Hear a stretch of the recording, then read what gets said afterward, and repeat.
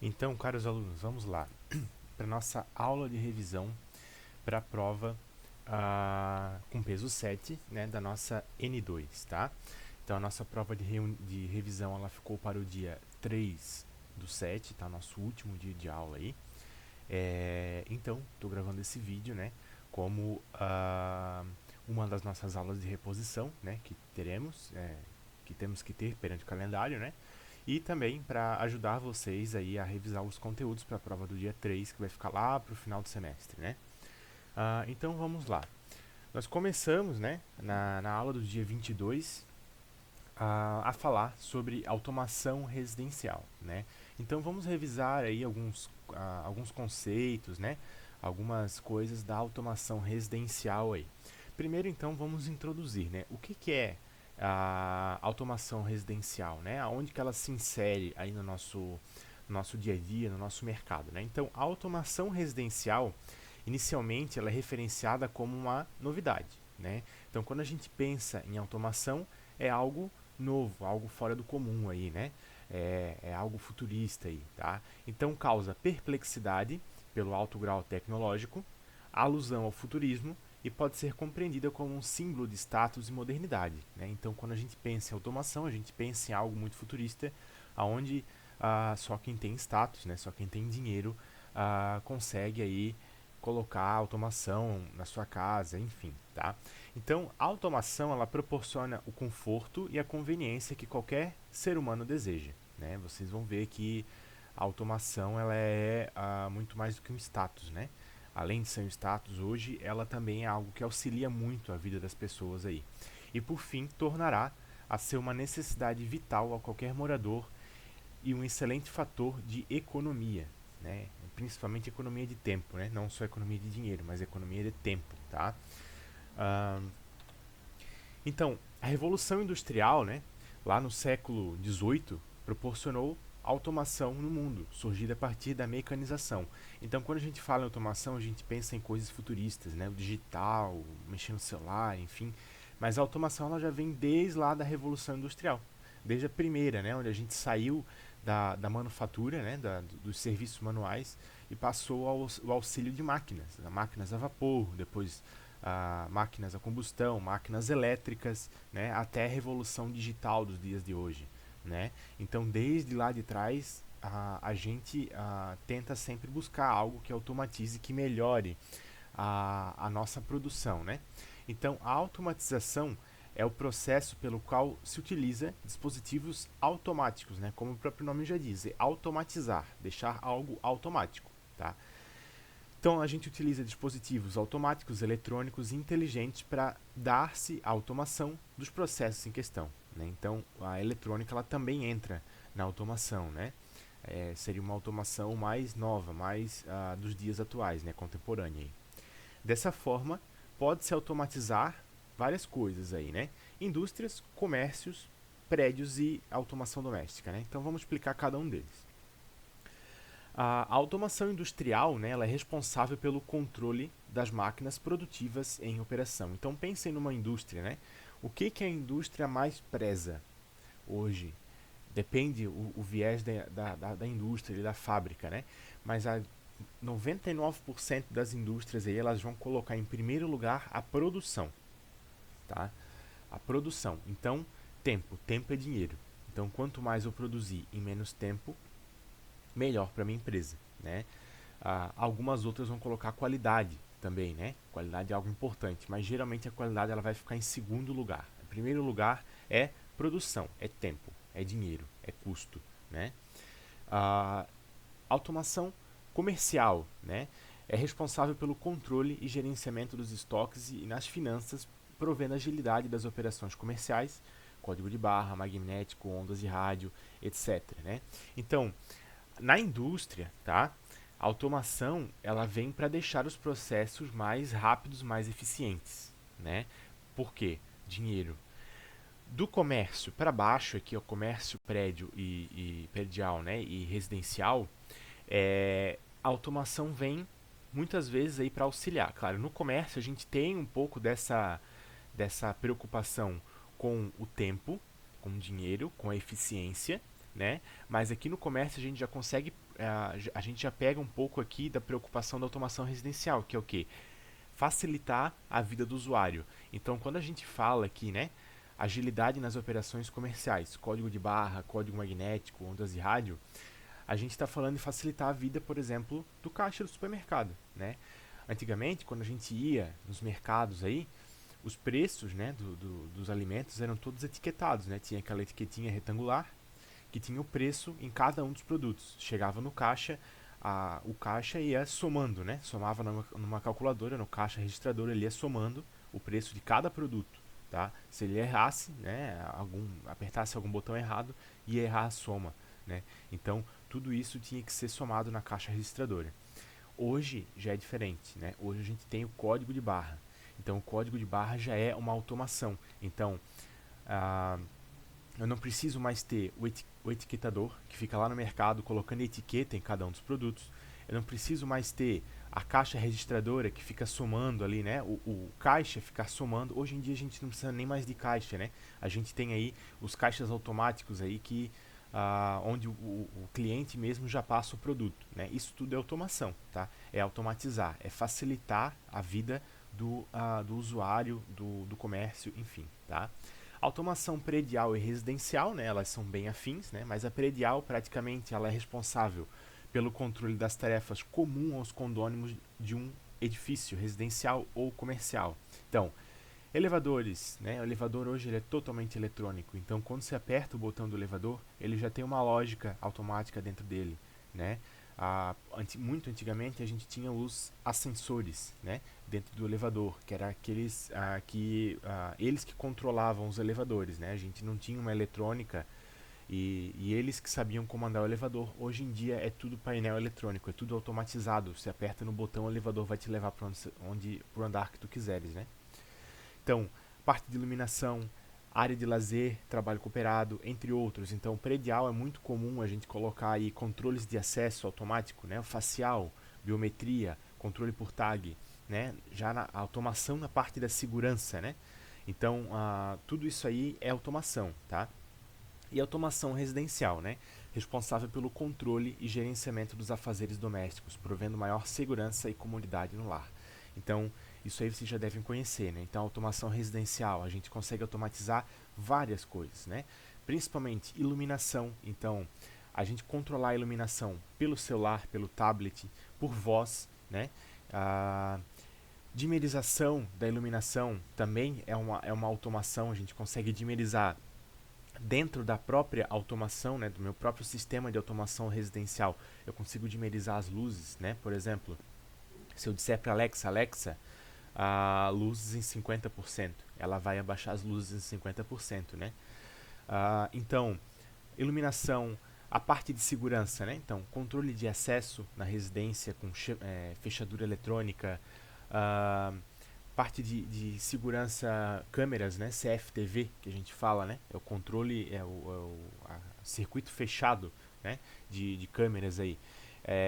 Hoje, câmeras com reconhecimento facial, com sensor de barreira. Lembram que na aula eu falei para vocês ali da Casa Brava? Casa Brava é uma casa que fica frente à Praia Brava, ali bem numa esquina, na rua do Brava Mall ali, né? A rua que sai na Praia Brava ali. Aquela casa dos donos da Coach, né? Daquela marca de roupas. Então aquela casa foi investido muito pesado em segurança. Por quê?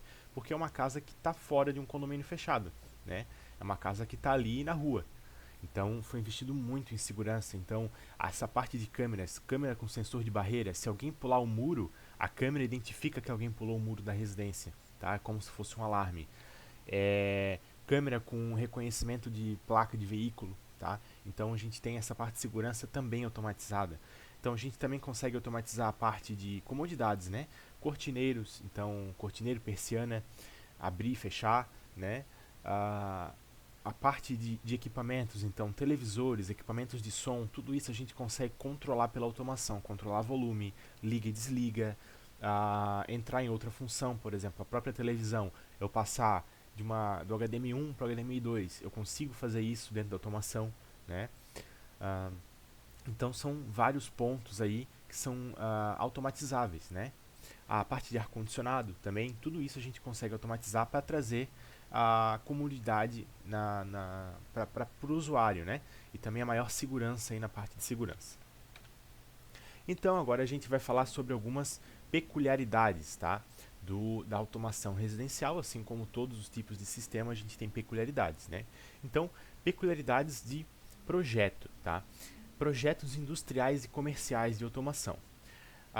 Nesses projetos, os conceitos eles são padronizados e desenvolvidos a partir de estimativas sobre a utilização padrão dos seus recursos, né? Então, citando um exemplo, num mesmo prédio comercial, podem conviver consultórios médicos, advogados, empresas de alta tecnologia ou consultores, e, portanto, os conceitos devem valer para uma gama abrangente de usuários e visitantes, né? Então, num prédio comercial aí, né, como citou o exemplo, eu posso ter diversos tipos de usuários diferentes. Então, a minha automação, o meu projeto de automação, ele tem que contemplar algo, né, eu tenho que pensar em algo que seja possível ser utilizado, né, por todos os usuários, né, sem distinção. Já na automação residencial, né, como que a gente faz um projeto? Então, inicialmente, a gente tem que pensar no estilo de vida e nas preferências de quem vai residir no local. As soluções elas são muito pessoais e dirigidas, né? Então, saindo lá do comercial, né, a gente tem que fazer um feijão com arroz, algo básico para todo mundo utilizar ali, né? Para diferentes usuários utilizarem. Aqui na automação residencial, a gente pode ir desde o básico até o muito avançado dentro da automação, né? Então, alguns clientes dariam excessiva ênfase a sistemas de segurança se fossem residir numa casa isolada, como é o caso ali da casa dos donos da Coach, na Praia Brava ali, né? Mas esse mesmo cliente, ao optar por um condomínio fechado, poderia abrir mão de alguns itens de segurança e, com o mesmo gasto, sofisticar o home theater, né? O sistema de som, né? Então, o sistema de som, o home theater, ele entra nessa parte de automação também, né? Então, é muito dirigido ao cliente isso. Então, pense em um cliente idoso, né? Um casal de idosos. Eles não vão querer investir muito em automação, porque eles não vão saber utilizar. Ou vão ter que aprender a utilizar, e eles não vão querer aprender a utilizar algo novo para utilizar a casa deles, né? Então, vale o feijão com arroz na automação. Talvez um controle por voz, né? Sem levar essa automação para o celular. E talvez os idosos também gostem um pouco mais de segurança, então investe-se um pouco mais em segurança, menos em automação. Ou às vezes tem aquele cliente que gosta muito de tecnologia e vai querer investir muito em automação para deixar uma casa 100% automatizada aí, né?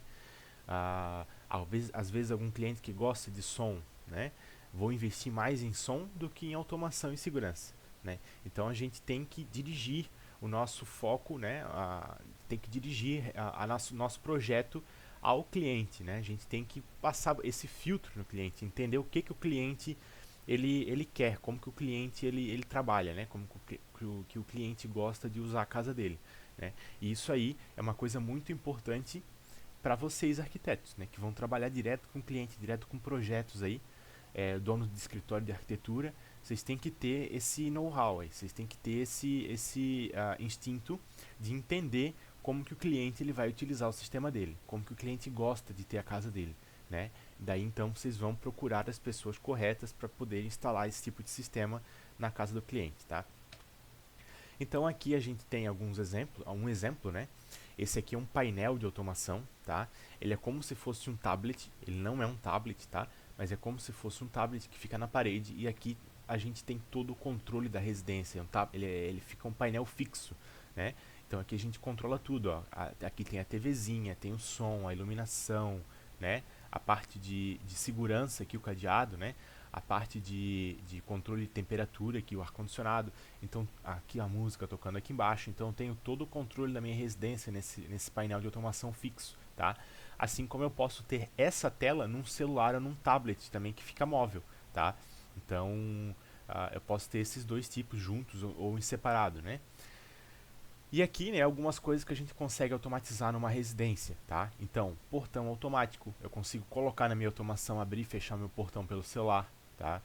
A parte de irrigação, né? Irrigação automática, isso aqui, muito cliente gosta disso aqui, cliente que tem jardim, cliente que tem estufa de plantas, então eles gostam dessa parte de irrigação automática predial, tá? Os prédios gostam muito dessa irrigação automática aqui, porque às vezes o prédio na fachada tem a vegetação, tem plantas, né? Que eles colocam ali na fachada do prédio e tem que ter um sistema de irrigação ali, e é legal ter um sistema de irrigação automático, né?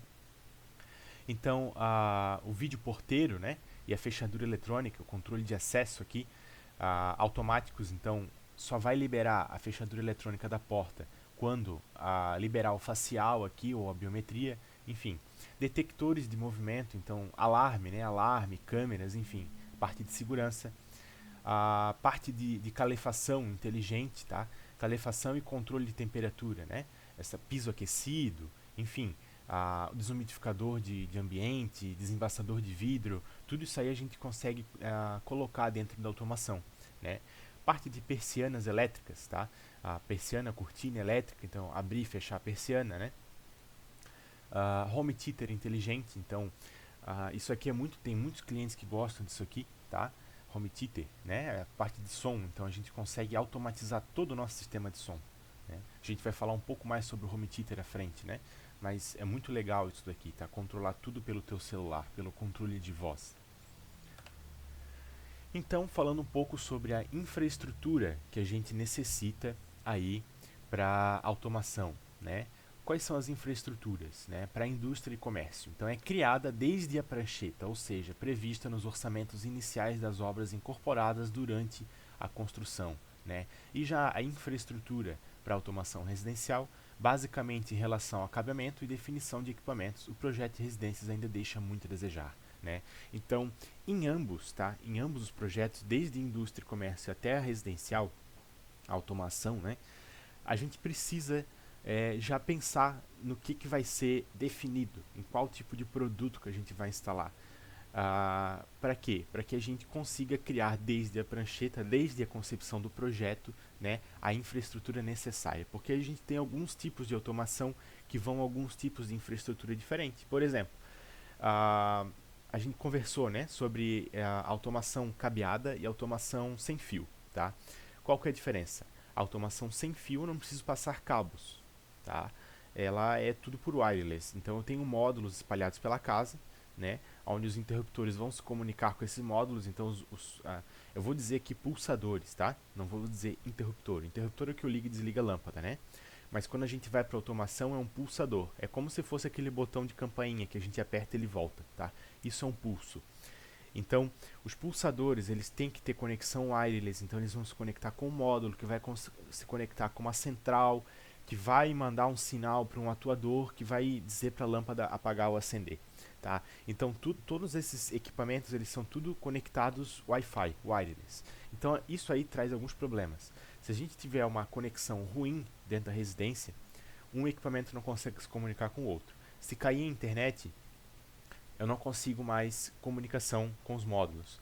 Eu não consigo mais utilizar a minha automação. E esses módulos, eles têm um tempo de vida útil pequeno, eles costumam queimar muito. Então a automação wireless é algo muito mais, vamos dizer assim, mais dirigido, tá? Eu aconselharia uma automação wireless para residências que já estão prontas, residências antigas, onde a gente não quer mexer com obra, o cliente não quer mexer com obra, mas quer uma automação, a gente opta pela automação wireless, que a gente não precisa passar cabos. Mas quando a gente está fazendo uma casa nova, uma reforma, que quer ser automatizado, a gente tem que vender para o cliente a automação cabeada. Por quê? Toda a comunicação de módulos é feita com cabo. Tá? São menos módulos, tá? Então queima muito menos. Tem a confiabilidade muito maior, né? E toda a comunicação é por cabo. Então não tem o delay, por exemplo. Tá? O que é o delay? Eu apertar no meu pulsador e a lâmpada demorar 2 segundos para acender. Isso dá muita raiva ao longo do tempo. Tá? Então, para o usuário, né? Então a wireless tem muito disso, delay. Uma conexão lenta vai dar delay. E a cabeada já não tem. Tá? A cabeada é instantânea. Apertei e vai acender a lâmpada. Né? Então, basicamente, a gente tem que entender o que o cliente quer, conversar com o cliente. É bom já definir, já no começo do projeto, definir quem que vai fornecer os equipamentos, apresentar fornecedores para o cliente, né? E a gente já colocar em projeto a infraestrutura que é preciso, que é necessário para a automação, né? Qual que é a infraestrutura? A gente precisa de um quadro, como se fosse o quadro de energia, um quadro ao lado, né, para os equipamentos de automação. E desse quadro a gente vai ramificar os eletrodutos para os nossos equipamentos aí automatizados. Então vai um eletroduto lá para o cortineiro, vai um eletroduto lá para o interruptor inteligente, né, para o pulsador inteligente. Então cada pulsador tem que chegar até o quadro, né? Cada cortineiro chega até o quadro, cada ar-condicionado chega até o quadro. O que chega? O eletroduto, né? Então isso aí a gente tem que, numa instalação normal não é assim que acontece, né? Vocês fizeram ali o projeto elétrico ali, vocês viram que eu não vou com o eletroduto até o quadro, do interruptor ao quadro, né? Eu vou com o eletroduto da caixa octogonal até o quadro elétrico, né? Mas quando eu automatizo já é diferente, tá? Então isso aí a gente já tem que pensar, né? Eu deixo o aviso para vocês quando vocês forem fazer um projeto, pensem na automação, né? Então aqui, né, a gente tem aí um exemplo das coisas que podem ser automatizadas aqui, uma automação, essas duas são automação sem fio, tá, wireless. Então a gente tem aqui o nosso home theater, a televisão, a iluminação, temperatura, a parte de eletrodomésticos aqui do IoT. Lembram que eu falei para vocês do IoT? Internet of Things, internet das coisas, né? Onde até mesmo os eletrodomésticos estão conectados à automação aqui, né? O controle no tablet. E depois aqui a gente tem também o controle do celular e por voz, tá? De equipamentos como luminárias, né? Câmera, até a própria tomada aqui, né? Usabilidade e operação, então. Como que a gente utiliza e opera, né, a automação na indústria e no comércio? Então, a operação ela pode ser complexa, pois implica grande número de usuários e muitas vezes de controle, né? Então, lembram que eu falei para vocês da WEG, né? Uma vez eu visitei a fábrica da WEG, onde a fabricação de motores trifásicos, motores de indução, né, motores elétricos, ela tinha um robô que fazia todo o bobinamento de cabos. Ninguém colocava a mão lá. Então isso é automação, né? E a operação é complexa. Então hoje numa fábrica, como eu falei para vocês, é muito importante o tempo e o dinheiro numa fábrica, a produção, né? A qualidade também. Então, hoje em fábricas multinacionais, né, em empresas multinacionais aí que trabalham com fabricação de peças, de alguma coisa, a gente tem parâmetro de tudo, tá? Até mesmo da temperatura em que está operando aquele equipamento, aquele motor da esteira, tá? Que temperatura, quando a gente tem o banco de dados, né? Quando que foi feita a última manutenção daquela esteira, o que foi trocado. Então isso é automação, né? Então a gente criar, por exemplo, um aviso para quando tem algum problema dentro da fábrica, tá? Parâmetros dizendo que a nossa produção está mais baixa. Por exemplo, se a minha produção estiver mais baixa, por que está mais baixa? Eu posso utilizar dos meus parâmetros, do meu banco de dados, para saber se tem algum parâmetro que está fora da conformidade do padrão da minha empresa, né? Por exemplo, tem um motor lá que está operando a uma temperatura muito maior do que deveria operar, tá? Então ele está rodando mais lento. Então isso está influenciando lá na minha produção. Eu estou produzindo menos. Então existe uma inteligência, uma automação que vai cruzar esses dados aí. Isso aí é automação. Então a operação ela é complexa. Geralmente a operação dessa automação, a operação de fábrica, né? Da automação da fábrica, ela é operada aí por alguns operadores, por algumas pessoas que são especializadas nessa automação, né? Porque ela é bem complexa, não é qualquer um que vai mexer, tá? Já a automação residencial tem a obrigatoriedade de utilização de interfaces fáceis e amigáveis. Ninguém gosta de programações complexas. Imagina tu chegar em casa, querer acender a luz e não saber aonde apertar no teu celular para acender a luz da tua casa, né? Então, a automação, isso já vai para a parte do programador de automação, né? Não é muito da parte do arquiteto. A parte de vocês, né, arquitetos, é identificar empresas que tenham bons programadores que façam uma automação fácil, né? Na nossa região tem várias empresas aí. Então, é legal vocês conhecerem essas empresas aí, porque essa parte de automação, home theater, segurança, é uma das partes, é um dos fornecedores aí mais caros que vocês vão ter, tá? A parte de móveis também é muito cara, né? Mas essa parte de automação aí é muito cara, tá? E tem muito pós-venda nisso aí, porque o usuário tem que saber mexer, tá? Então, né, aqui alguns exemplos de automação. Então, aqui a gente tem, né, o usuário aqui controlando a televisão dele, aqui o sistema de home theater dele, o ar-condicionado, pelo tablet, tá? Então, isso aqui tem que ser uma coisa fácil de mexer, né?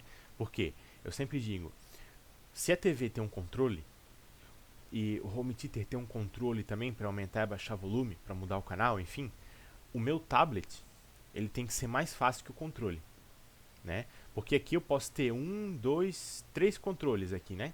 TV, home theater e ar-condicionado, tem três controles. Eu vou colocar tudo numa coisa só. Isso aqui tem que ser mais fácil de mexer do que eu lá pegar o meu controle e mudar o que eu quiser no equipamento, tá? Então, aqui também, né, a gente tem automação aqui, touchscreen, tá? Isso aqui eu coloquei para representar, acho que eu comentei com vocês em sala também, de um elevador, né? Na época que eu trabalhava lá com os elevadores, eles iam colocar o Smart Mirror, né? É um modelo de elevador que é onde o elevador ele é todo espelhado, tá? E a botoeira, né, onde a gente aperta para entrar ir para os andares, não é um botão, é um painel touchscreen que é o próprio espelho. Então o espelho tu consegue enxergar no espelho os botões do elevador, né? E se aperta ele é touchscreen, além de servir como espelho também, tá? Então isso é bem legal, é uma automação também, tá? Parte então de supervisão e gerenciamento desses sistemas aí, né? Quanto à indústria e o comércio. Então a necessidade de supervisão é crítica. Por isso o monitoramento dos sistemas acompanhado de relatórios de controle, auditorias, etc. são imprescindíveis, tá? Por quê? Por aquele mesmo motivo que eu expliquei. Se a indústria é totalmente automatizada, robotizada, mecanizada, né? A gente não tem pessoas, a gente tem pessoas trabalhando, mas a gente não tem pessoas operando máquinas ou fazendo trabalhos manuais, né? A gente precisa de uma automação, então a supervisão disso tudo é crítica, tá? O monitoramento disso é crítico. Por quê? Porque se algo tiver correndo errado, um motor que está trabalhando a uma velocidade menor do que deveria trabalhar vai influenciar na minha produção. E tempo é dinheiro, né? Então, relatórios técnicos de controle, auditorias, manutenção, tá? Plano de manutenção, isso tudo é imprescindível num sistema de automação industrial e comercial, tá? Já na parte residencial, na maioria das vezes não necessita de supervisão, né? Ou seja, o seu grau de confiabilidade operacional é elevado, geralmente hoje em dia é elevado, tá? Os sistemas aí, bons sistemas caros, eles são muito bons, muito confiáveis, né? O usuário ele se dá por satisfeito. A exceção de sistemas de monitoramento e alarme não se justifica a necessidade de manter registros ou auditar continuamente o funcionamento de equipamentos domésticos, de utilização de interfaces fáceis e amigáveis. Ninguém gosta de programações complexas, de novo, né?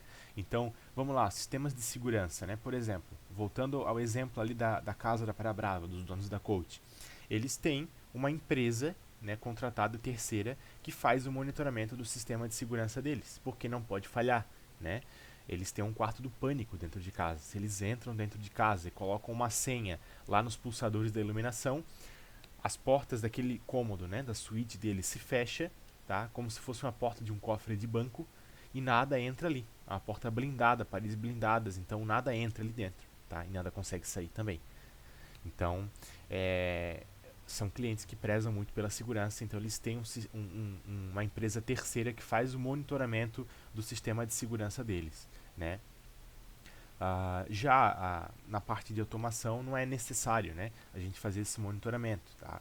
Existem empresas que fazem, porque, por exemplo, eu dei o exemplo para vocês de quando cai energia e volta, às vezes o sistema de automação não volta, né, por conta de uma conexão de internet ali, enfim, tá?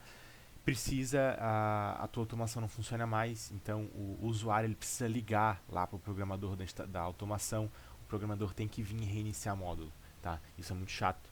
Então talvez seria uma proposta de melhoria para a automação residencial hoje, né? Porque ninguém, né? Às vezes ninguém coloca no cálculo a queda de luz, tá? Porque hoje a gente tem uma rede muito estável, né? Mas pode acontecer queda de luz, tá? Então isso é importante vocês arquitetos ficarem ligados também. Quando forem conhecer fornecedores, perguntem, tá, e quando cai a luz, como é que funciona? A automação de vocês cai e quando retorna, ela volta a funcionar automaticamente, né? Muitas vezes não volta, né? Mas é uma coisa para vocês ficarem em alerta aí. Então, deve ser sempre consideradas em qualquer avaliação, né? O que seria a avaliação? A avaliação do sistema de automação. Quando vocês forem adquirir o sistema de automação para o cliente de vocês aí, então, adequada relação de custo-benefício, tá? Existem sistemas de automação desde mais caros até mais baratos, né? O preço, ele sempre vai condizer, né, você está pagando pelo produto. Então, se tu está pagando um produto caro é porque o produto é bom, tá? Nesse ambiente eletrônico de automação, né? Confiabilidade, interatividade, atualização tecnológica, upgrade simples, conforto e conveniência. Então essa parte de upgrades é muito legal também, tá? Vocês perguntarem lá para o fornecedor de vocês se o sistema ele tem capacidade de sofrer atualização. Por exemplo, veio algo novo aí eu consigo atualizar o meu sistema, né? Colocar outros tipos de equipamento conectados ao meu sistema, né? Às vezes, hoje em dia a gente tem equipamentos antigos aí que não tem mais como a gente colocar, por exemplo, um controle de temperatura de ambiente, né? Ou conectar um ar-condicionado nele, tá? Porque é um sistema muito antigo, ele não funciona mais como com novas tecnologias, né? Então a gente também consegue aí classificar, né, a nossa automação em alguns tipos de sistemas, alguns tipos de quesitos aí. Então, os sistemas envolvidos no processo de automação residencial, eles podem ser classificados em 3 níveis de interação. Primeiro nível, sistemas autônomos. Então, podemos ligar ou desligar um subsistema ou um dispositivo específico de acordo com um ajuste pré-definido. Tá? Então, vamos pensar no nosso sistema geral de automação, o nosso módulo. Então, o subsistema, ele é aquilo que está conectado ao meu módulo. Por exemplo, um ar-condicionado, um aparelho de ar-condicionado. Então, a gente pode ligar ou desligar o nosso aparelho de ar-condicionado. Porém, nesse esquema, cada dispositivo ou subsistema, né, é tratado independentemente, sem que 2 dispositivos tenham relação com o outro. Tá? Então, por exemplo, eu não consigo comunicação de um ar-condicionado com o outro, né? Hoje a gente tem sistemas que já conseguem. Por exemplo, um ambiente muito grande, quando eu tenho, por exemplo, 4 máquinas de ar-condicionado naquele ambiente, sei lá, um stand de vendas de alguma construtora, tenho 4 máquinas de ar-condicionado, tá? Quando eu aperto para ligar, na automação, a minha automação manda um sinal para cada máquina ligar, tá? Eu não tenho comunicação entre as máquinas. Isso é um sistema autônomo, né? Já numa integração de sistemas, então, é projetada para ter múltiplos subsistemas, ou seja, múltiplos equipamentos, né, integrados a um único controlador. A limitação desse sistema está em que cada subsistema, cada máquina, cada equipamento, ele deve funcionar unicamente na forma ao qual o seu fabricante pretendia. Então, basicamente, trata-se apenas de controle remoto estendido a diferentes locais, tá? Então, por exemplo, indo para ar-condicionado, né? O que eu consigo fazer? Eu consigo ligar os aparelhos todos juntos e setar uma temperatura, por exemplo. Eu quero que o meu ambiente fique a 22 graus. Então, eu consigo fazer com que todos os ar-condicionados fiquem a 22 graus. Tá?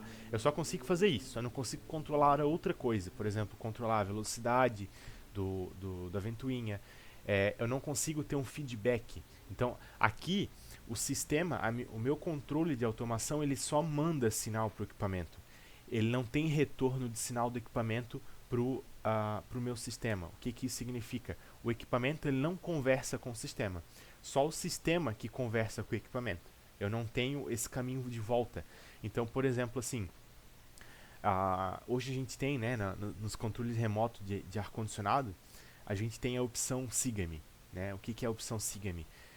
Eu quero que a temperatura aonde aquele controle remoto está, eu quero que aquela temperatura fique em 22 graus.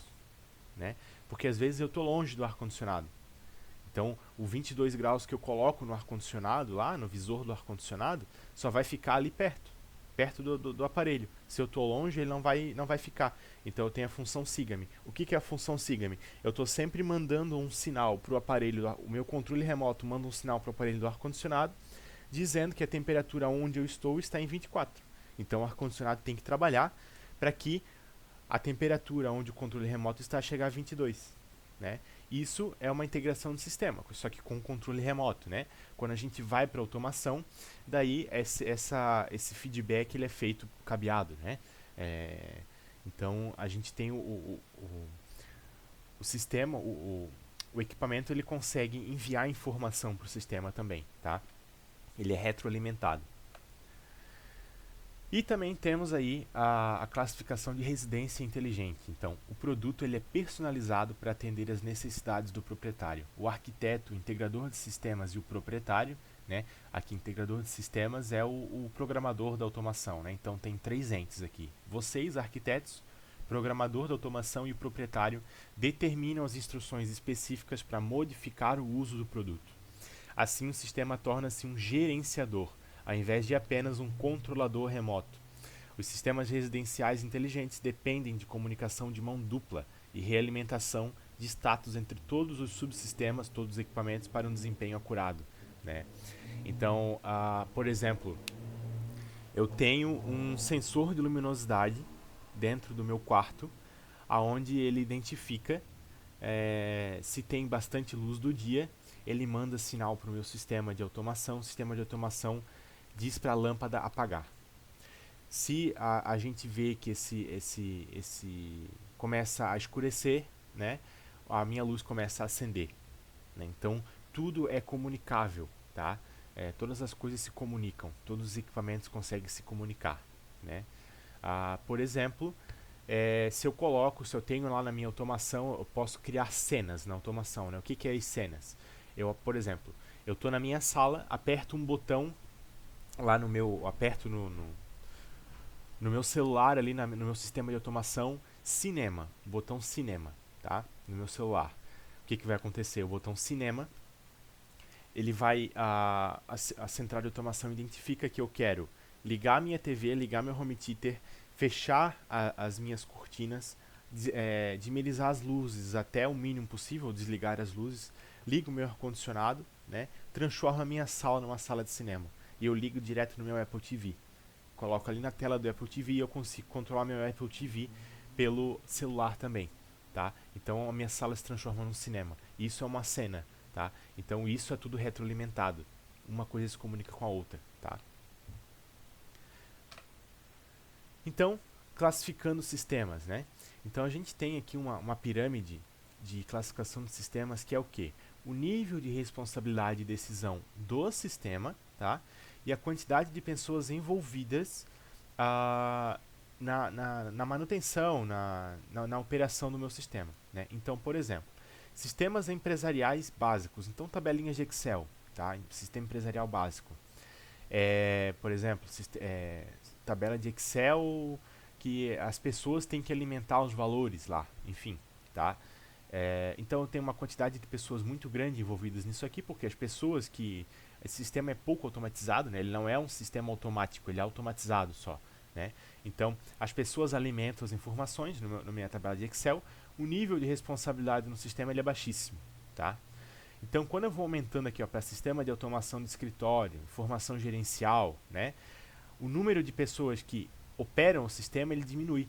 E o meu sistema começa a ter um nível de responsabilidade um pouco maior, porque o meu sistema começa a se tornar um pouco mais automático, né? Sistema de suporte e decisão, sistema de suporte executivo e sistema especialista, né? Então, por exemplo, uma automação residencial, ela fica mais aqui perto entre sistema de suporte à decisão e sistema de suporte executivo. Ela fica aqui mais ou menos, tá? Por quê? Porque eu ainda tenho pessoas alimentando, tenho pessoas operando aquele meu sistema, ele não está totalmente sozinho, né? Mas ele tem um certo nível de responsabilidade aqui um pouco acima da média, porque ele precisa operar, né? Ele precisa ligar e desligar minha luz, ele precisa ligar e desligar meu ar-condicionado, enfim, tá? Aqui em cima, sistemas especialistas, a gente já coloca sistemas de segurança especialistas com reconhecimento facial, eles não podem errar, né? Imagina identificar uma pessoa que não é, né? Teu celular, por exemplo, que tem o Face ID, ele desbloquear com a face de outra pessoa, né? Então isso aqui já é um sistema especialista, ele tem um nível de responsabilidade maior. Sistema econômico bancário, tá? É sistema especialista. Então, por exemplo, o que que define o valor do dólar? O que que define, né, os valores aí de bolsa de valores, enfim, né, que a gente vê nos filmes aí? São sistemas especialistas, sistemas automáticos. Eles pegam variáveis aí dos valores de commodities, valores de moedas aí ao redor do mundo, e eles que dão os valores, os parâmetros finais aí de valor, quanto que está o dólar, quanto que está o barril de petróleo, enfim, né? Então, eles têm um nível de responsabilidade muito grande e a quantidade de pessoas envolvidas na operação desse sistema não é muita não, tá? Geralmente as pessoas nem colocam a mão, nem alimentam esse tipo de sistema com informação, né? Eles são alimentados sozinhos aí, é quase que uma inteligência artificial, tá? Nosso chat GPT, por exemplo, ele teria que ser um sistema de suporte e decisão, né? Mas na verdade ele já não é mais um sistema de suporte e decisão, né? Ele já toma a decisão pela gente, então o chat GPT ele já está indo quase aqui para o sistema especialista, né? A gente alimenta ele com algumas coisas e ele vai te respondendo aí, tá? Então, aonde a gente consegue aplicar a nossa automação residencial? Sistemas de segurança, então, alarmes, monitoramento, circuito fechado de TV, que é a câmera, né? Controle de acesso, reconhecimento facial, alarme de vazamento de incêndio, check-up humano remoto. Então, o que é esse check-up humano remoto? O famoso Apple Watch aí, né? Que fica aí pegando as informações aí dos nossos parâmetros de saúde, né? Então, isso também é uma automação, tá? Aplicada em segurança, né? Segurança humana, segurança da vida humana, né? Parte de entretenimento, então, home theater, áudio e vídeo distribuído, TV por assinatura e internet, né? Controle de iluminação, então, controle de acendimento, né, de luzes e economia de energia, dimerização, enfim. Home office, né, na parte do home office, então, telefonia e redes domésticas, tá? Ar-condicionado e aquecimento, controle de temperatura do ambiente, tá? Também tem piso aquecido, né? Desumidificação de ambiente, né? Isso tudo entra na parte aqui de ar-condicionado e aquecimento, né? Eletrodomésticos inteligentes, então forno, geladeira, máquina de lavar inteligentes, etc. Isso aqui entra na parte da internet das coisas, tá? Depois eu vou disponibilizar para vocês um vídeo sobre a internet das coisas, o IoT, tá? Um vídeo bem legal, assim, que vai falar, explicar sobre o que é o IoT. Então, aonde a gente já está, né, em IoT, a gente fala nesse tipo aqui, ó, residência inteligente, aonde todos os sistemas, né, os nossos subsistemas, os nossos equipamentos, eles se comunicam entre si. Então, a minha residência inteligente, o meu sistema ele passa a ser um sistema gerenciador, tá? Eu tenho, por exemplo, eu sei em qual temperatura está a minha chaleira elétrica, por exemplo, tá? Então, o meu equipamento, o meu eletrodoméstico, ele está ligado à internet, né? Hoje a gente tem máquina de lavar aí ligada à internet, a gente consegue controlar a máquina pelo celular, né? Então, serviços inteligentes, né? Outra aplicabilidade, então, portas e cortinas automáticas, centrais de vácuo, reconhecimento de voz, etc. Né? Infraestrutura, então, cabeamento dedicado, cabeamento estruturado, painéis, quadros de distribuição. Então, essa parte aqui fica mais para os engenheiros, né? Mas a gente também consegue automatizar isso aqui. Cabeamento estruturado é o cabeamento que comunica ambientes a outros ambientes, tá? Não vou entrar muito em detalhes nisso aqui. Acho que na aula eu expliquei para vocês, né, o que seria o cabeamento estruturado, mas essa parte a gente entra na automação também, tá? Rede de dados, né, enfim. Controladores e centrais de automação, então hardware e software de controle de integração, né? Hoje, automação é hardware e software, então hardware é o equipamento que está instalado lá no meu quadro, e o software é aquilo que tá instalado, né? O programa que está instalado, o programa da automação, é o software, aquilo que a gente não enxerga, ele não é tangível, né? O hardware ele é tangível. Funcionalidades auxiliares, então energia solar, estações climáticas, irrigação de jardins e hortas, etc. Né? Então tudo a gente consegue automatizar, ter o feedback aí de informações. Então aqui algumas outras aplicabilidades, né? Aqui são algumas empresas, alguns sistemas que funcionam com automação. Então a Apple, né? O Siri, Hey Siri, né? É um sistema de automação. Eu não preciso mais escrever. Eu só falo com a Alexa, então aqui são controles por voz, né? Aqui o Google, né? Google Assistant tem a deckzinha, né, de controle por voz do Google, como se fosse Alexa, né? E aqui o sistema da Amazon, que é o sistema Alexa, né, é uma automação também, e o Bixby é o sistema aí da Samsung, se eu não me engano, tá? O sistema de controle por voz da Samsung. Então aqui a gente tem aqueles vídeos que eu demonstrei para vocês em aula. Vejam esses vídeos, né? Demonstração de automação no celular, é um videozinho bem legal, aquele videozinho que desce as telas, né? Então, demonstrando como que a automação funciona na casa daquele cliente. Então ele controla as coisas pelo celular. A diferença entre automação cabeada e sem fio, vejam esse vídeo também, tá? É importante vocês verem. E a diferença entre sistemas de som, tá? A gente falou sobre sistemas de som em aula. Basicamente, quais são os sistemas de som que a gente tem, né? A gente chama de home theater.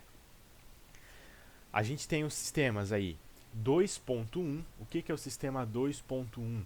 Né? É o sistema com dois canais, esquerdo e direito, frontais, mais um subwoofer. Então, tudo que tiver depois do ponto é o canal de subwoofer, é o que dá o grave, né? E o canal que tiver antes do ponto, 2, é o que dá o médio e o agudo. Então, o vocal e as notas agudas, né? Que são o som do violão, do violino, né? Tudo que é agudo, som fino, né? E o som mais grave, o som grosso, que é o som do baixo, o som da bateria, é o grave. Então isso vai ser pelo subwoofer, tá? Então fica depois do ponto. Então o sistema 2.1 é um sistema que tem duas caixas de som, né? Dois canais de som mais um subwoofer.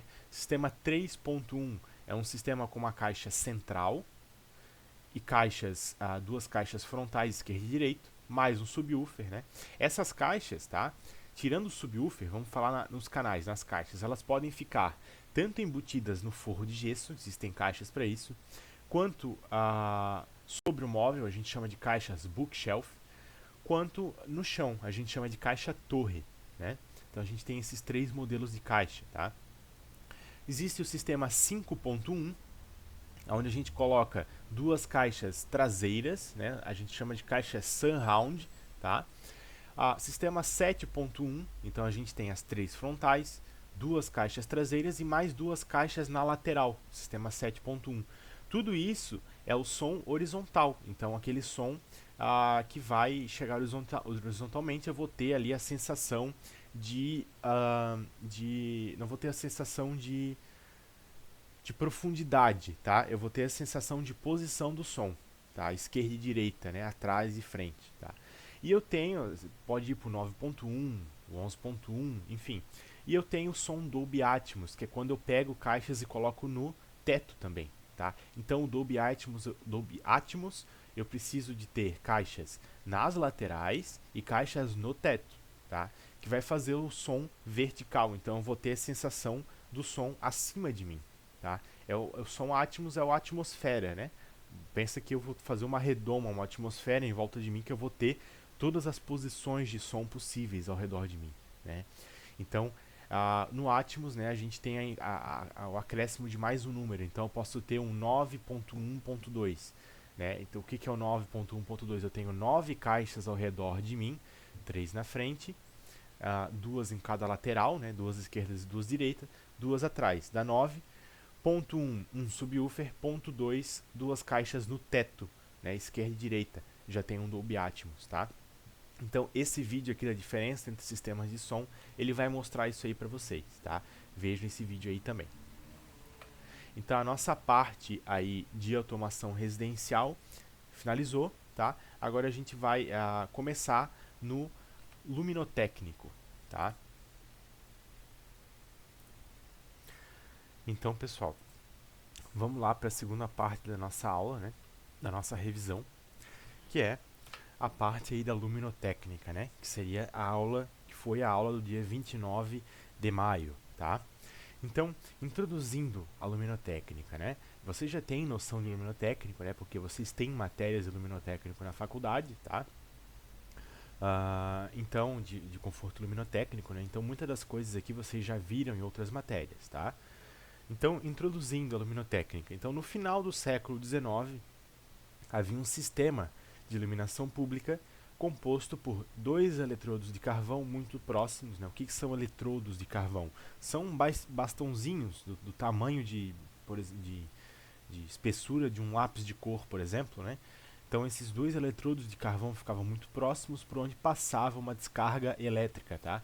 Esse aqui é o carvão, esse carvão que se fala aqui é o carvão mineral, tá? Não é o carvão vegetal, que é aquele carvão que a gente usa para churrasco, é o carvão mineral que é encontrado na natureza, tá? Então, onde passava-se uma descarga elétrica, onde a gente conseguia ver a corrente elétrica passando de um eletrodo para o outro, tá? Essa é a famosa lâmpada de arco. Então ela produzia uma luz intensa, muito branca. Imagina, um curto-circuito, né? Um arco voltaico ali, produz uma luz muito intensa, uma luz meio azulada para branco, tá? Muito branca, que impedia a sua utilização em ambientes comerciais ou residenciais. Lâmpada muito pouco eficiente, tá? A gente fazia um arco voltaico, então era uma corrente altíssima, só para iluminação pública, tá? Então não se utilizava em ambiente residencial, tá? Porque era uma luz muito cara, muito intensa, né? Então a primeira lâmpada disponível para uso residencial foi a lâmpada de Thomas Edison, a lâmpada incandescente, tá? Por isso considerada como a primeira lâmpada comercial. Então a lâmpada incandescente é a lâmpada de bulbo, né? A gente tem as imagens aqui, né? Então aqui a gente tem a imagem da lâmpada de arco. Então a energia elétrica, né? Ela vinha por aqui, por esses fios aqui, né?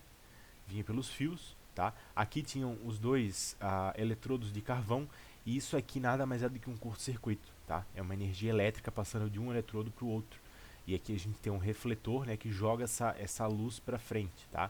Então isso aqui é a lâmpada de arco, é uma luz muito branca, muito intensa, né? E aqui a lâmpada do Thomas Edison, a lâmpada incandescente, né? Que a gente utilizou aí durante muitos anos, um século aí utilizando, mais de 100 anos utilizando esse modelo de lâmpada aí, tá? Nos últimos anos, então, houve um avanço na utilização de sistemas mais eficientes, certamente motivado pelo aumento no custo da energia elétrica nos países desenvolvidos, né? Então, hoje em dia, né, ultimamente, foi proibido o uso de sistemas de iluminação com baixa eficiência, que é o caso da lâmpada incandescente, a lâmpada do Thomas Edison, tá? A lâmpada de bulbo. Como incandescentes, fluorescentes tradicionais, que são aquelas fluorescentes tubulares, né? Que a gente, quando ligava, ela começava a dar uma piscada e depois ela ligava, né? Aquela lâmpada branca tubular, tá? Que utilizava o start e o reator, né? E as lâmpadas de vapor de mercúrio, tá? As de vapor de mercúrio e mistas, né? Essas de vapor de mercúrio são aquelas lâmpadas de ginásio de esportes, né? Que demora até aquecer, ela demora a ligar, né? Lâmpada de iluminação pública, aquelas laranjas, né? Hoje em dia não se troca mais aquele tipo de lâmpada, né? Já se troca por LED, tá? Algumas prefeituras ainda trocam por lâmpada de vapor de mercúrio, mas porque tem em estoque. Mas é muito difícil encontrar esse tipo de lâmpada no mercado, assim como é difícil encontrar as incandescentes e fluorescentes tradicionais, né? Tubulares. Então aqui, né, as imagens, tá? Aqui o primeiro sistema de iluminação pública, né, que não utilizava energia elétrica, utilizava combustão. Então aqui dentro existia um reservatório de querosene, óleo de baleia já foi utilizado, tá? E tinha que vir uma pessoa com um bastão, com uma vela na ponta, acender essa iluminação aqui, tá? Acender manualmente essa iluminação. E quando todos os postes ele tinha que acender, e quando o dia raiava, né, ele tinha que vir apagando todos os postes, tá? Então veio a energia elétrica com as primeiras lâmpadas de arco, depois foi inventada a lâmpada incandescente, né? Aqui no meio ainda a gente tem a fluorescente, lâmpada halógena, enfim. Então, até chegar na nossa famosa lâmpada de LED, que é o que a gente utiliza hoje, né? Então, alguns conceitos básicos de luminotécnica. Uma fonte de radiação emite ondas eletromagnéticas. O que isso quer dizer? Fontes de radiação, toda lâmpada é uma fonte de radiação, porque ela radia alguma coisa. Tudo é uma fonte de radiação, tudo que tem energia elétrica, tá? Por exemplo, o nosso corpo ele é uma fonte de radiação. A gente radia energia eletromagnética, tá? Porque a gente tem energia no nosso corpo, a gente tem tensão elétrica no corpo, tá? Então, todas as fontes de radiação elas emitem ondas eletromagnéticas, tá? Elas possuem, então, essas ondas eletromagnéticas possuem diferentes comprimentos, tá? Comprimentos de onda. Eu falei na aula para vocês também, né? O comprimento de onda é o tamanho da onda, então é o tamanho da frequência da onda ali, tá? Isso influencia praticamente na frequência dessa onda, tá? Então, o nosso olho humano ele é sensível a somente alguns comprimentos de onda, que é entre 380 nanômetros até 780 nanômetros, essa faixa aqui de 400 nanômetros aqui, tá? A gente consegue enxergar entre 380 e 780. Esses limites são o ultravioleta e o infravermelho. Então a gente consegue enxergar as cores de violeta a vermelho nessa paleta, né? Violeta, azul, verde, amarelo, laranja, vermelho, tá? Então é o que a gente consegue enxergar, é a nossa luz visível, né? Chamada luz visível, tá? Dentro desse comprimento de onda. Existem ondas, né, luminosas acima do infravermelho, do vermelho, que é o infravermelho, e abaixo do violeta, que é o ultravioleta, tá? Isso a gente não consegue enxergar, tá? A luz, ela é uma radiação eletromagnética capaz de produzir uma sensação visual. Então, a luz nada mais é do que uma onda eletromagnética, tá?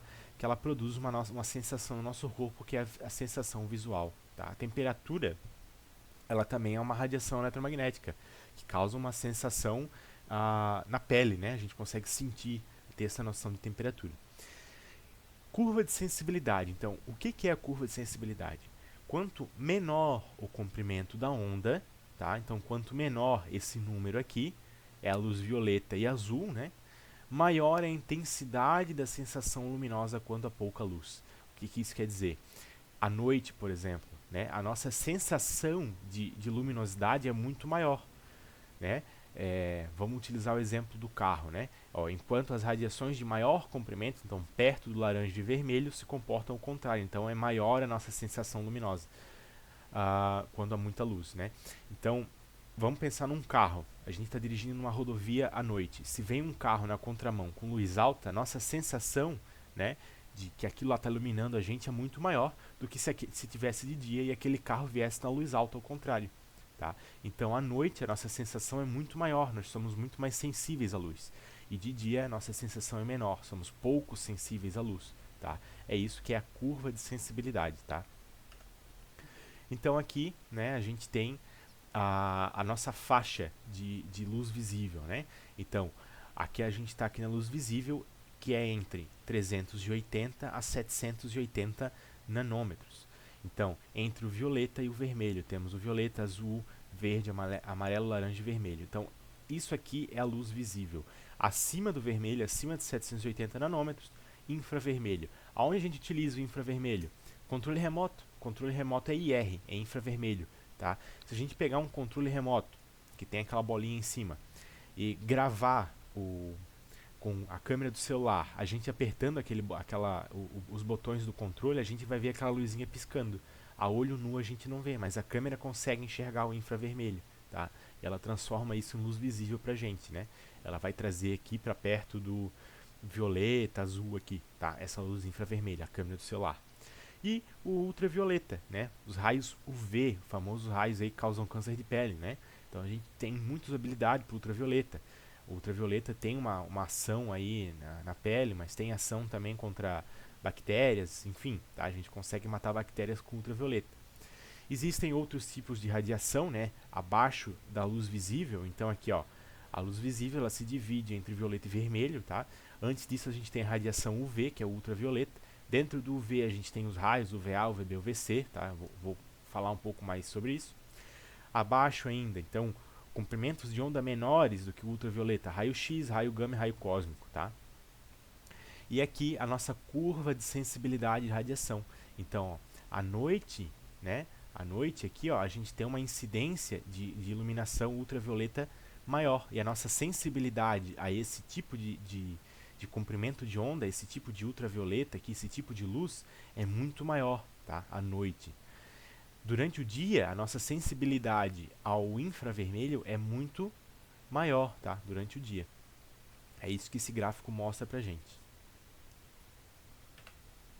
Então, alguns conceitos básicos, né, de luminotécnico, né? Luminotécnico e ondas de luz visível, tá? Radiações infravermelhas, elas são radiações invisíveis ao olho humano, assim como as ultravioletas também, tá? O seu comprimento de onda se situa entre 760 e 1000 nanômetros. Então, esse infravermelho aqui, ó, ele está na faixa de 760 a 780 nanômetros até 10.000 nanômetros, tá? Toda essa faixa aqui é do infravermelho, acima do vermelho, né? As radiações ultravioletas, ou seja, abaixo do violeta, né, caracterizam-se pela sua elevada ação química e pela excitação da fluorescência de diversas substâncias, né? Então, ação química, ação na pele, né? A ação química queima, né? Raios UVA, UVB, né? Então, o UVA, ultravioleta próximo da luz negra, entre 315 a 400 nanômetros. UVB, ultravioleta intermediário, 280 a 315. Isso aqui queima a pele, né? E o UVC também existe, né? Que é a última escala do ultravioleta. O violeta remoto ou germinicida. Então, isso aqui mata germes. Então, a gente está falando aqui de radiações entre 100 e 400 nanômetros, né? Se a gente voltar aqui no nossa tabela, então ela vai estar aqui dos 380 a 400 até os 100 nanômetros, né? O ultravioleta. Abaixo disso, a gente tem os raios X aqui, tá? Então, explicados alguns conceitos básicos, né? Vamos aí a algumas grandezas de luminotécnica, tá? Então, a luminotécnica ela é o estudo minucioso de técnicas das fontes de iluminação artificial, né? Artificial e também natural, tá? A gente pode estudar um pouco a luz natural aí na luminotécnica, mas principalmente 90% aí artificial, né? Através da energia elétrica. Então, a gente utiliza da energia elétrica que a gente aprendeu lá nos módulos passados, né, nas provas passadas ali, para alimentar a nossa iluminação artificial, que é onde agora a gente vai estudar a luminotécnica. Então, toda vez que se pensa em fazer um estudo de lâmpadas de um determinado ambiente, da iluminação desse ambiente, está se pensando em fazer um estudo luminotécnico, né? Então vamos aí a primeira grandeza, tá? Intensidade luminosa, que o símbolo é o I maiúsculo. Então quando vamos calcular a gente utiliza o I. A unidade de medida da intensidade luminosa é o candela, CD. Então é necessário medir o valor de lumens, né, emitidos pelo fluxo luminoso em cada direção, né? O fluxo luminoso a gente vai estudar mais para frente, tá? Essa direção, né, uma direção só, então, por exemplo, uma lâmpada, ela vai emitir, tá? Deixa eu, aqui, ó. Uma lâmpada, ela emite raios em diversas direções, né? Então, isso aqui é a curva de, aqui, ó, curva de distribuição luminosa, né? Então, uma lâmpada, ela emite essa curva aqui, ela emite iluminação em várias direções diferentes. Se pegarmos uma direção, né, um raio aqui, ó, que essa lâmpada está emitindo em determinado lugar, um vetor só, né? Isso a gente chama de vetor. Se traçarmos uma linha aqui, isso aqui é um vetor. Então, eu quero fazer o estudo da iluminação nessa linha, nesse raio da lâmpada, nesse vetor, nesse ponto, né? Então, essa direção ela é representada por vetores, cujo comprimento desse vetor indica a intensidade luminosa, tá? Em outras palavras, é a potência da radiação luminosa em uma dada direção. Então, quando a gente pega uma direção, um vetor só, um raio da lâmpada só, né, e a gente mede aí a potência da radiação, ó, né, potência de iluminação desse vetor, tá?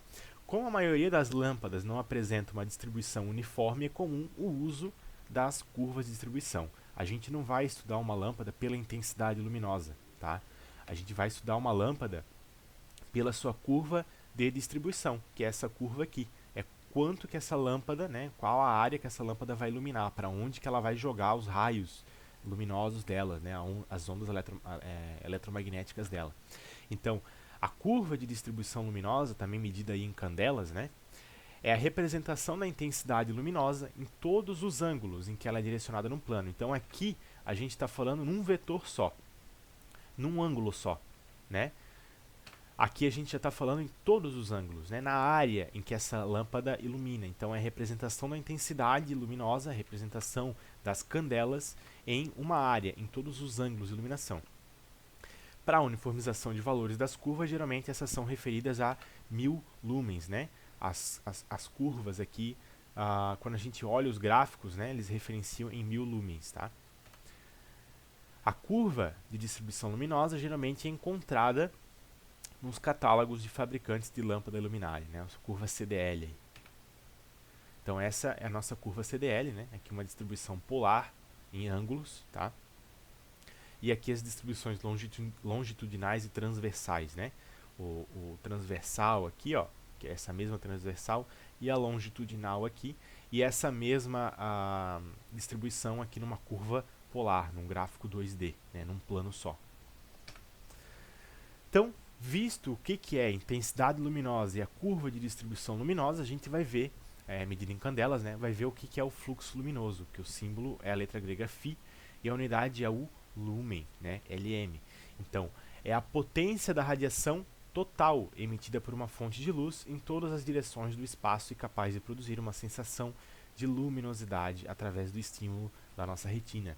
Então, enquanto a intensidade luminosa, né, aqui, enquanto a intensidade luminosa é a potência da radiação em uma dada direção, o fluxo luminoso nada mais é do que a soma das intensidades luminosas. Então, é a potência total emitida naquela curva, né? Emitida aqui em todos esses ângulos aqui. Então, a potência total de todos esses vetores a gente chama de fluxo luminoso. É a potência de energia luminosa de uma fonte percebida pelo olho humano, total, né? Então, um lumen, tá? Um lumen, quando eu vou medir o fluxo luminoso, um lumen de fluxo é a energia luminosa irradiada por uma candela sobre uma superfície esférica de 1 metro quadrado e cujo raio é de 1 metro, né? Então, quando a gente for nesse desenho aqui, né? Desculpa. Um lumen, então, é a energia luminosa irradiada por uma candela sobre uma superfície esférica de 1 metro quadrado, cujo raio é de 1 metro. Então, se a gente tiver uma esfera com raio de 1 metro, né? Uma superfície de 1 metro quadrado, tá? Uma esfera perfeita aí, um lumen, né? Um fluxo luminoso, é energia irradiada por uma candela, tá? Na superfície. Então, aqui a gente apresenta alguns fluxos luminosos, tá? De diferentes tipos de lâmpada, né? Então, lâmpada incandescente de 100 watts, tá? Já é uma lâmpada bem forte, tá? Uma lâmpada de 100 watts. É uma lâmpada com 1000 lumens, tá? Lâmpada fluorescente de 40 watts já tem de 1700 a 3250 lumens. Então, a gente pode ver que a eficiência da fluorescente é muito maior do que a incandescente. Por quê? Porque com menos potência, tá? Aqui a gente tem 100, a gente tem 40, tá? Menos da metade da potência, eu já consigo o dobro de fluxo luminoso, de lumens, né? Então é uma lâmpada muito mais econômica, muito mais eficiente, que vai iluminar muito mais. Lâmpada de vapor de mercúrio, em 250 watts, 12.700 lumens. E a lâmpada multivapor metálico, tá? São outros tipos de lâmpada aí, 250 watts já 17.000 lumens. Então isso aqui já é utilizado aí para iluminação de grandes galpões, grandes ginásios, né, estádios, tá? Onde com pouca potência a gente consegue muitos lumens, né? A gente consegue muitas intensidades luminosas dentro da nossa curva de distribuição. Agora vamos falar um pouco aí sobre iluminância ou iluminamento, tá? Onde o símbolo no cálculo é o E e a sua unidade de medida é o lux, né? Então a iluminância é medida em lux, que é o que a gente olha lá na nossa norma, né? Para saber quantos lux aquele ambiente necessita. Então o lux, né? A iluminância, ela é a relação entre o fluxo luminoso que a gente viu, tá? Incidente numa superfície e a superfície sobre a qual este incide. Então aqui a gente já coloca junto na nossa análise a superfície, porque até agora a gente está falando sobre lâmpada, intensidade de iluminação, fluxo luminoso, curva de distribuição, mas isso só faz jus à lâmpada. Então agora a gente está colocando junto na nossa análise a área, a superfície que vai ser iluminada. Então, a iluminância, ela é a densidade de fluxo luminoso na superfície sobre a qual este incide, né? Então, quanto fluxo luminoso, como que o fluxo luminoso se comporta sobre aquela superfície, tá? A unidade dele é o lux, definido como iluminamento de uma superfície de 1 metro quadrado, recebendo uma fonte pontiforme a 1 metro de distância, tá? Então, o que isso quer dizer? Que 1 lux, tá? 1 lux, ele é o quê? Numa superfície de 1 metro quadrado, eu tendo 1 lumen, né, de fluxo luminoso, 1 lumen apenas, isso aqui é 1 lux de iluminamento, né? Quando eu tenho 1 metro quadrado, a minha lâmpada tem um fluxo luminoso de 1 lumen, o que estiver iluminando aqui, isso aqui é o meu iluminamento, isso aqui é 1 lux, tá? A relação, ela é dada entre a intensidade luminosa e o quadrado da distância, ou ainda, né, mais fácil aqui pra gente, o fluxo luminoso sobre a área, tá? Bem fácil de lembrar. Então, o que é a luminância? É o fluxo luminoso que está incidindo sobre aquela área, tá? Bem fácil de lembrar isso aqui. vai me dar a luminância em lux. Iluminância, né? Não luminância. Então, a gente considera a iluminância média, né? O EM. Por que EM? Porque o E é iluminância. A iluminância média é EM, tá? Em um ambiente, né? A gente considera uma iluminância média. Existem normas especificando o valor mínimo da iluminância média naquele ambiente para ambientes diferenciados pela atividade exercida relacionada ao conforto visual, tá? A iluminância também é conhecida como nível de iluminação. Então, alguns valores práticos de iluminância, tá? Um dia ensolarado de verão, um local aberto, são 100.000 lux, bastante lux, né? Bem iluminado, tá? Um dia encoberto de verão, 20.000 lux, né? Onde o sol está tampado. Dia escuro de inverno, 3.000 lux, cai bastante luminosidade. Boa iluminação da rua, de 20 a 40. Noite de lua cheia, 0,25 e luz das estrelas, 0,01 lux, quase nada, né? E agora, falada da iluminância, vamos falar sobre a luminância, que é onde o símbolo é o L, tá? A unidade da luminância é o candela por metro quadrado. Então vamos lembrar o que é candela? Iluminância é lux, que é aquele onde a gente coloca o fluxo sobre a superfície, tá? O fluxo luminoso é o lumen, que nada mais é do que a soma das candelas, né? E a candela aqui, ó, é a nossa intensidade luminosa, né? É uma candela, é onde a gente pega um vetor de iluminação e vê qual que é essa potência de radiação aí, quanto que ela vai iluminar, né? Candela. Então a luminância ela é a candela por metro quadrado. A luminância ela depende tanto do nível de iluminação ou iluminância, né? Que é aquilo que a gente considerou, que a gente estudou aqui, a última grandeza, né? A iluminância em lux. Então, a luminância ela depende do nível de iluminação da iluminância, quanto das características de reflexão nas superfícies. Então, aqui, né? Quando a gente pega a iluminância, coloca ela sobre a superfície, tá? Lembra que eu falei para vocês, eu fiz um desenho no quadro da biblioteca, tá? Se eu tivesse a biblioteca, por exemplo, sem armários, sem estantes, né, eu teria só o chão da biblioteca. Ali eu vou ter um certo índice de luminância. A partir do momento que eu coloco estantes de livros ali, essas estantes de livros estão aumentando a minha área de superfície. Concordam comigo? Porque aquela luz ela vai ter que incidir sobre todas as superfícies ali dentro.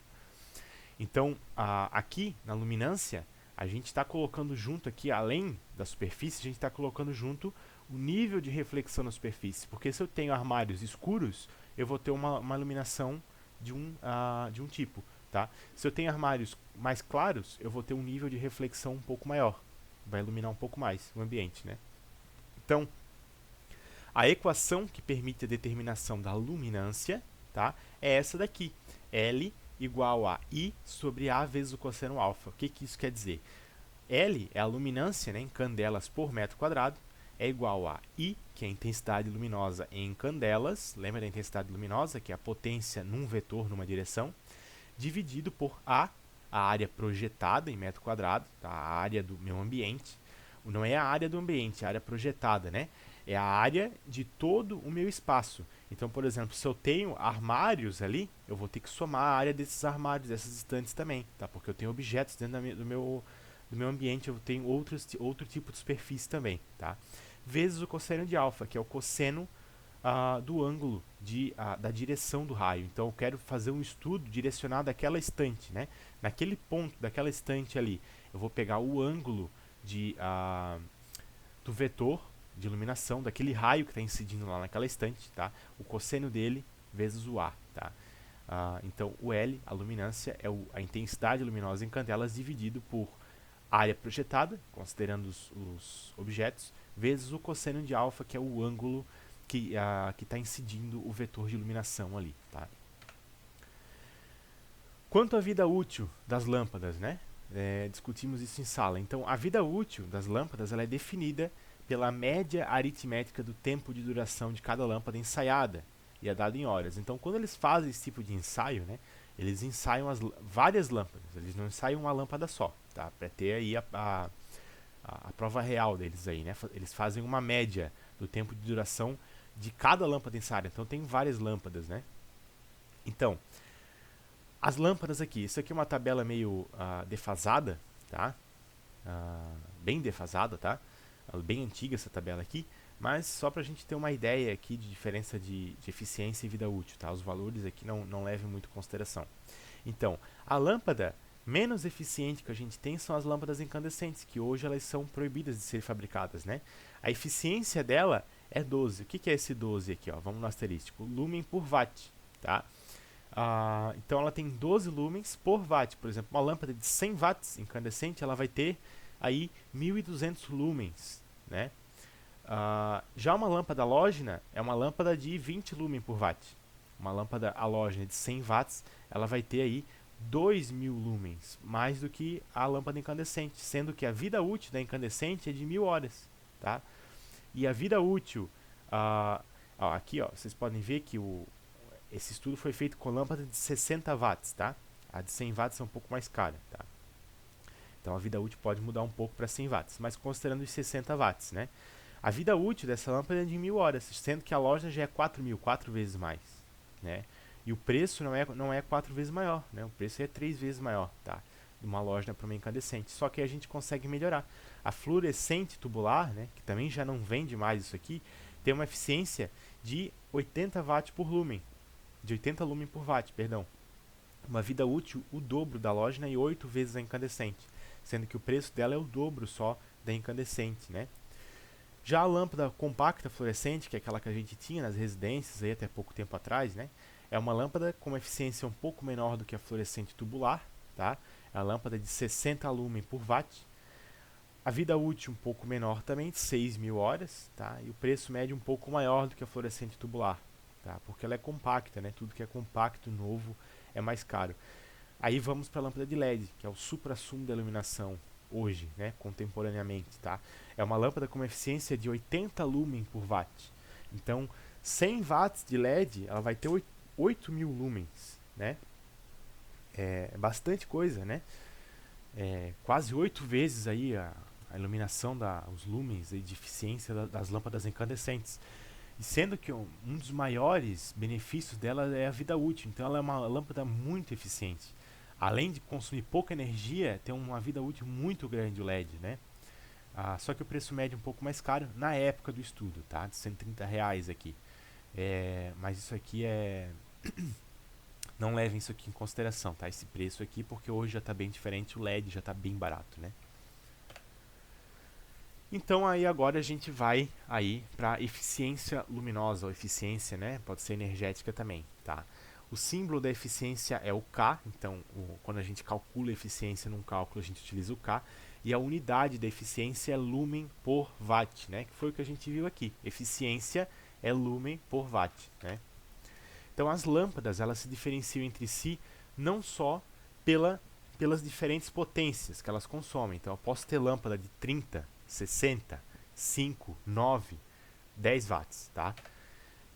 Mas eu preciso ver também, né, as distribuições de iluminação, né, a sua eficiência, quanto ela ilumina, né? Então elas não se diferenciam só pela potência, tá? Elas se diferenciam também pela eficiência. A essa grandeza, né, dá-se o nome de eficiência energética, antigo rendimento luminoso. Tá? Então a eficiência luminosa ela é um indicador da eficiência do processo de emissão de luz, utilizada sob o ponto de vista de aproveitamento energético. Tá? É o que a gente viu nessa tabela. Eu tenho uma lâmpada de tantos watts, ela vai ter tantos lumens por watt, né? Quanto mais lumens por watt, né? Quanto mais luz ela conseguir entregar com menos watts, mais eficiente ela é, perdão. Então aqui a gente tem um gráfico, né, mostrando aí a eficiência energética, um comparativo entre tipos de lâmpada, tá? Aqui na lanterna aqui a gente tem a lâmpada incandescente, tá? É uma lâmpada que consegue entregar aí de 10 a 15 lumen por watt, né? É bem pouco. Em comparação aí com vamos pegar aqui, ó, essas Lumilux, né? É uma marca de lâmpada fluorescente, tá? Consegue entregar de 75 a 90 lumen por watt, né? Comparado com a de sódio, essas lâmpadas de sódio aqui, elas foram utilizadas também em iluminação pública, tá? Isso aqui, mas quase não se utiliza mais, tá? Essa aqui é aquela lâmpada metálica de mercúrio, né?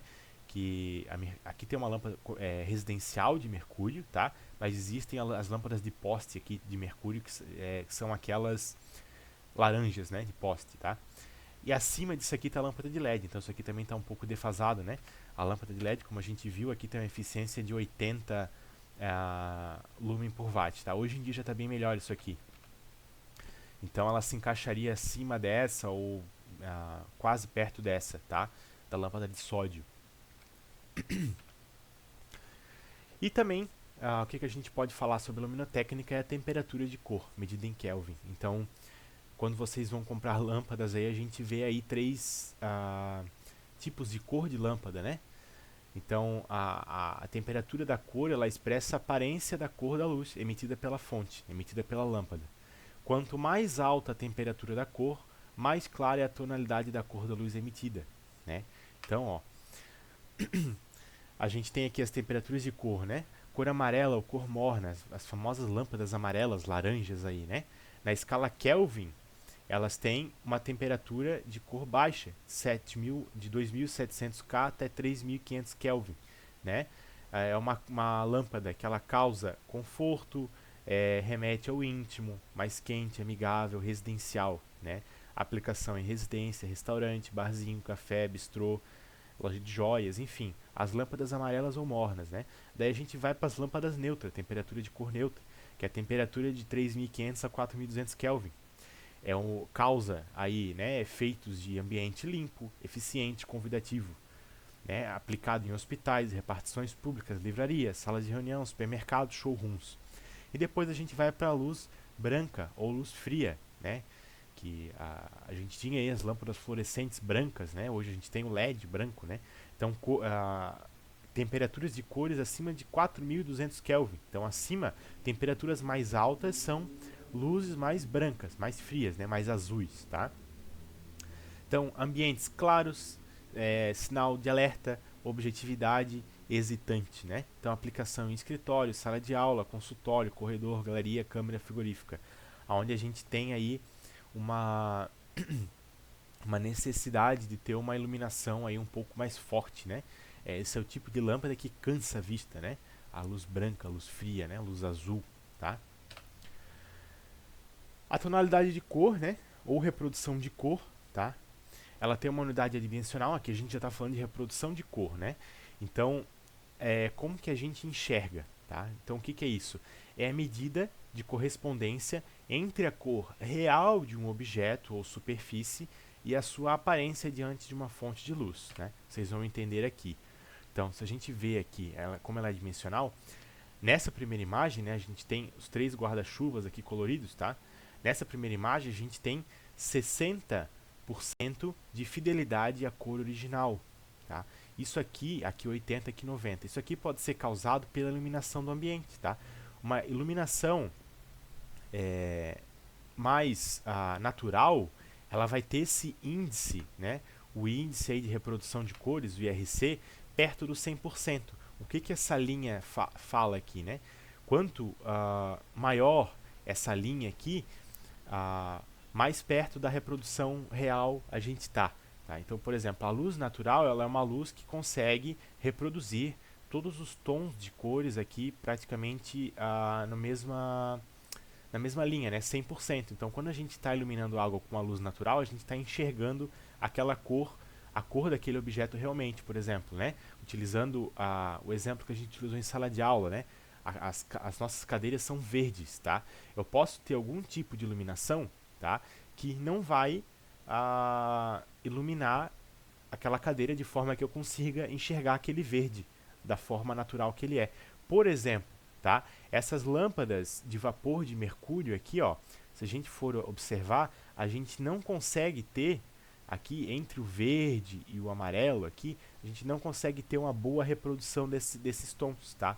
A lâmpada incandescente, ela vai reproduzir tons de amarelo, laranja, vermelho e violeta aqui, né? Desculpa, rosa, muito bem. Agora, tons abaixo do amarelo, tons azuis e verdes, ela não consegue reproduzir bem, tá? Então, objetos com essa cor, a gente começa a enxergar eles com uma cor mais opaca, uma cor mais puxada para o preto, tá? E aqui, acima do amarelo, tons acima do amarelo aqui a gente consegue ter uma reprodução aí próxima do 90%, né? Então, o índice de reprodução de cores de lâmpadas incandescentes são maiores acima do amarelo, tá? Já as lâmpadas fluorescentes, lâmpadas de vapor de mercúrio, né, viram uma bagunça, tá? Então, a lâmpada fluorescente ela consegue reproduzir muito bem tons de azul, tons de verde, amarelado, tons de laranja, tá? Tons de azul esverdeado e vermelho, acima do vermelho aqui, laranja, né? Ela não consegue reproduzir muito bem, tá? As lâmpadas de vapor de mercúrio também a gente tem aqui uma índice de reprodução de cor de 30 a 60%, tá? Então são lâmpadas que prejudicam a visualização, né, dos nossos objetos. Por exemplo, em galerias de arte, né, a gente tem que cuidar muito com isso aqui, porque as artes, os quadros pintados, as pinturas que têm muitas cores, a gente tem que utilizar lâmpadas mais próximos aí à luz natural, né, para que a gente consiga ter essa reprodução fiel à cor que está pintada naquele quadro, tá? Então isso a gente tem que ficar muito atento, tá? O índice de reprodução de cores. Então, pessoal, a nossa revisão era essa. Revisamos aí a parte de automação, sonorização e a parte de luminotécnico, tá? Os assuntos que vão cair na prova são esses assuntos, né, que eu expliquei nessas duas aulas aí de revisão, né, para a prova. Cálculos, né? O que a gente vai ter de cálculo na prova, tá? A gente vai ter cálculo com luminância, tá? Vou passar os parâmetros para vocês vão fazer os cálculos. E cálculos aí de iluminância, né? O E, de fluxo luminoso por área, tá? Então, são os dois cálculos que vão cair na prova. O restante é teoria, né? É aquilo que eu expliquei, é comparação de gráfico, enfim, tá? É uma prova bem tranquila, tá? Não se preocupem, a gente deixou ela lá pro dia 3, né? Último dia de aula, então não faltem nesse dia, porque quem faltar nesse dia não tem mais outra chance para refazer a prova, tá? Não fiquem doentes, não fiquem de atestado aí, tá? Porque senão vai complicar o nosso lado aí para tentar refazer essa prova, tá? Não percam, né? Senão vai ficar sem nota, né? Porque a gente não tem outra aula de reposição, tá? Então seria isso, tá? Qualquer dúvida, entre em contato comigo, né? Estou à disposição aí para vocês. E uma boa prova e um bom resto do semestre para vocês.